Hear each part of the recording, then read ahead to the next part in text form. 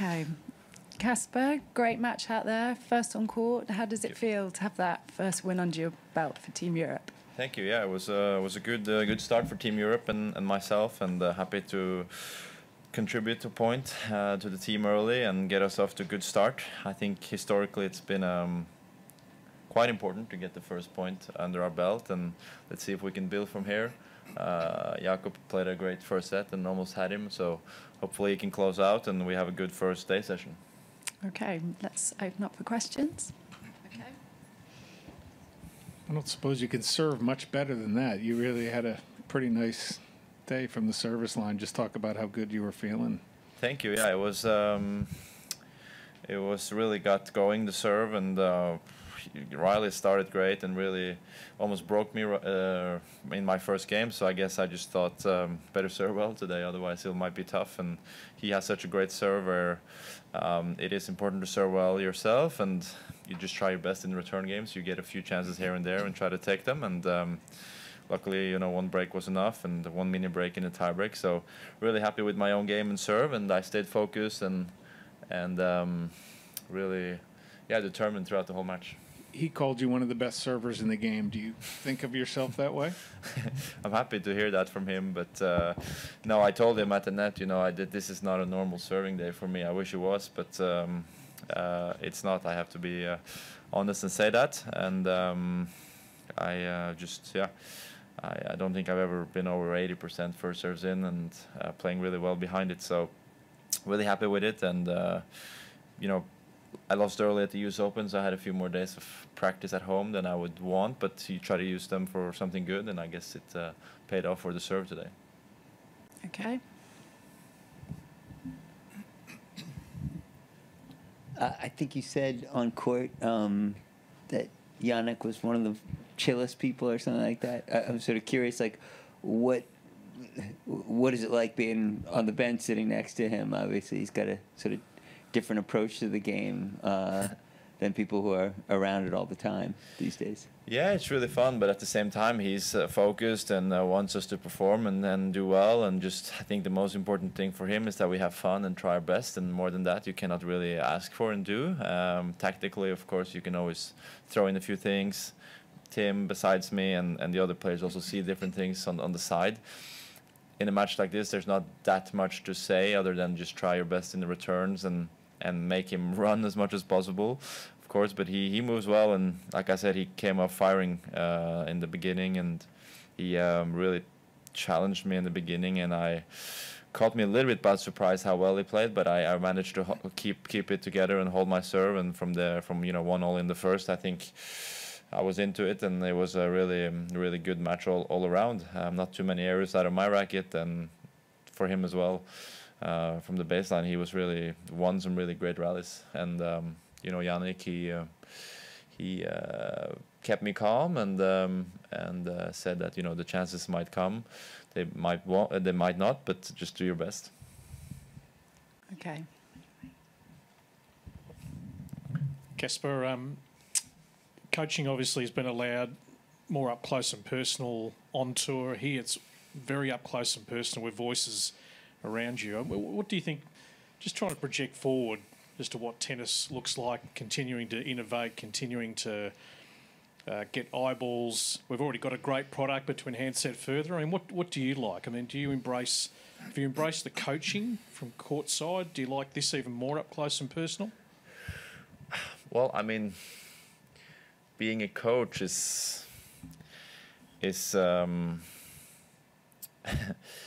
it can be really tough, and sometimes I guess it can be quite easy if you have a good player who plays fantastic. I mean, you look like a great coach, but then when you play a match, there's limited to what a coach can actually do. I mean, the real work with the coach and player happens on the practice court or in the practice weeks, and maybe most so before a match where you prepare, and tactically you can only say so much. And yeah, sure, you can anticipate and say hit it to his forehand close to the line, but I mean the player actually has to physically do it. So sure, I mean there are certain things, I guess, as a player I don't like to hear from my father or from my other coach Pedro, for example, that I've told them, and there are things that I like to hear. So everyone's different and every player needs something different. So as a coach you have to learn to know your and trust your player, and that's where my dad and I work great. And he's known me since I was newborn, and known my game since I started playing, and and he knows me in and out, and he gets the best out of me. That's what I feel, and he knows my weaknesses. So of course they're nice with some new eyes to my game with Tim and Yannick this week, but coaching is I think coaches don't get enough credit to what they do on a weekly and training kind of basis. Okay. Casper, you had the foresight to kind of buy into this tournament early in your career and see really maybe where it was going. Just talk about what the Laver Cup does so well and what it means to you. Yeah, it's really cool and special event. I mean, as a golf fanatic myself, of course, I've always watched the Ryder Cup, and there are some things resemble with each other, and with the Laver Cup and Ryder Cup, and it's been really fun. I mean, even though I've played Laver Cups where we've been in a way favorites to win, and we did, and we've been favorites to win and we lost, and opposite. So every match here is close. Even you look at this match that we're playing now. I mean, Jakub played a great first set, 6-1, but Alex is never really out of it. There's just one set in the match tiebreak that can turn things around. So I've felt like many matches get to a third set tiebreak, and that's where the matches or ties are won or lost. And I think as a fan perspective, if I would go and watch a tennis event in the future after my career, I definitely have Laver Cup as a priority if I could find time for it. And you get great matches day, night, and you see the passion in the players. You're playing for something more than just yourself and beating the opponent, but we're playing for a whole continent, and the other guys are playing for the kind of pride of the rest of the world. Hey, Casper, sorry if this is repetitive, but with Yannick, many would say he's one of the great persons of our game, such a wonderful heart, perspective, and he's done what no Frenchman has done for decades and decades. But he doesn't come to a lot of big tournaments. I don't think he does all that much commentary. He's not really day by day with the game, but yet he has this great record with teams. Can you go a little bit deeper on what is magical about him, or what's his secret sauce in terms of coaching? I didn't know him much before this. I met him a couple times at the Roland Garros, and I don't know, it just seems like he has this kind of aura around him, which is a little bit hard to explain, but he brings something with him everywhere he goes, and whether he's joking around and dancing and singing in the locker room, or we're talking about tennis, or we're talking about old matches of his, he's really just spreads good energy and chemistry in the team. So, and he knows tennis. I mean, he's played. He's open to say that sometimes in practice, wow, the game is really developed, and I'm glad, I'm not chip and charging against Carlos, because by the time I'd be at the net, the ball would be past me already. So he's really open to the fact that the game has also changed, and I think it's fun for him to see how the game is these days. And it's been really fun, and he just like we said, none of the players knew him very well. I'm not sure if Tim knew him too well, but we all get along really well, and it's a good dynamic in the team. And obviously Tim watches a lot and commentates a lot, and is really involved in tennis. So you have the kind of open side of Yannick, while Tim is more the analytic and knows a little more about every player. Okay, we've got time for one more, and then we'll do a little light-hearted one at the end. Any more? Okay, you can go. Oh, cool.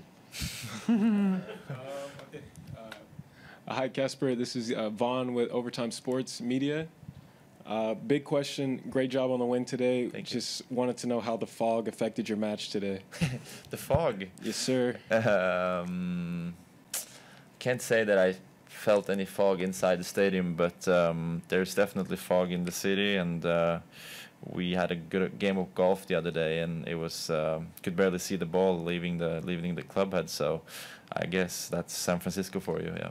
You told me a little bit in the tunnel about the golf game. Do you mind telling us who won that game? I don't mind, because I and Roger, we won, so that's definitely easier to say that we win. So you can ask Carlos and Sasha next time they're in here and see how happy they're about that. So we were one down early. Carlos made a birdie out of nowhere and like sunk a chip from like 50 yards, and then Roger and I looked at each other and just went like, when you're good, you're good. I guess you can bring it anywhere. And then we got one back, and then Roger clinched the match on the last hole. He made us win, so that was a really good moment. We played the Olympic Club, yeah, so that was good. Okay, thanks Casper, thanks Tim. I just scored 5-3. Yeah, 5-3.